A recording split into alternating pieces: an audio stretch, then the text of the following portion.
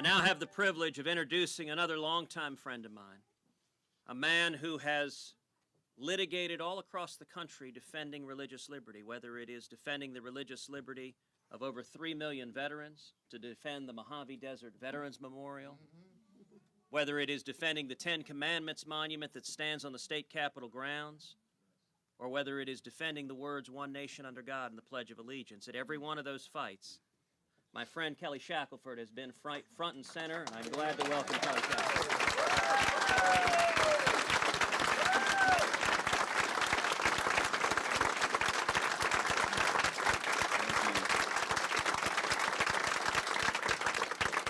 You're very kind. Look, no government, individual, or entity should ever demand a pastor's sermons by force of contempt of court. It's blatantly unconstitutional, it's immoral, and in a free society, it's disgusting.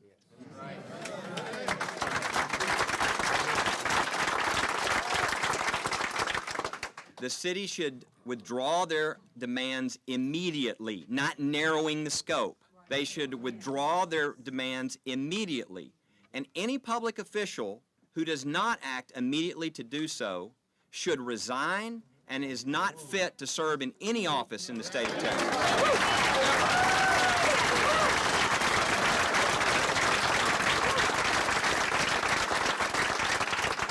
Now, Ted mentioned, we've had a friendship a long time, and my name is Kelly Shackelford, and the group I lead, Liberty Institute.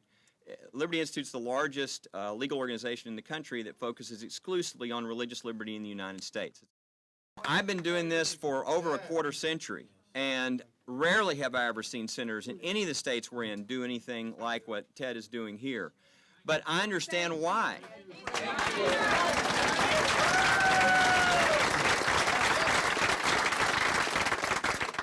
Before Ted Cruz became Senator Cruz, before he even thought about running for office, he was already fighting, sacrificing to fight for religious freedom. We were on a number of cases together. The Mojave Desert Veterans Memorial Cross, which went all the way to the Supreme Court to have to get that overruled.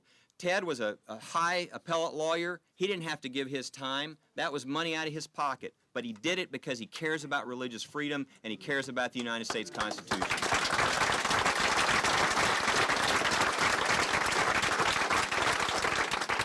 Now, as an attorney who's been doing religious freedoms law for over a quarter century, I have never in my entire career seen anything like what the mayor and these attorneys are attempting in this case.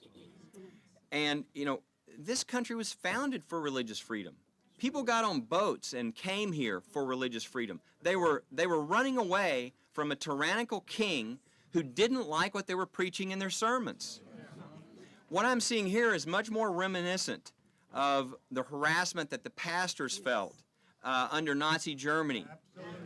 It's not befitting of our country, and certainly not befitting of the independence and the freedom-loving people of the state of Texas. Amen.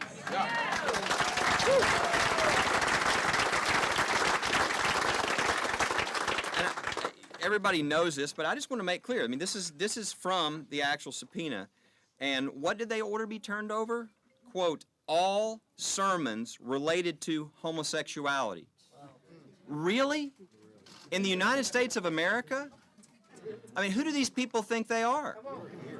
This is not the way things work in this country. And I don't care if they think you're punishing a political opponent or you think somebody's fair game, but that's no excuse for violating the Constitution and abusing your office.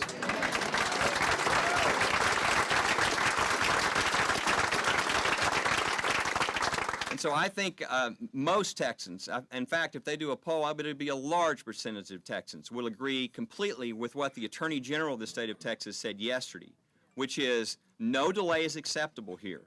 These need to be withdrawn immediately.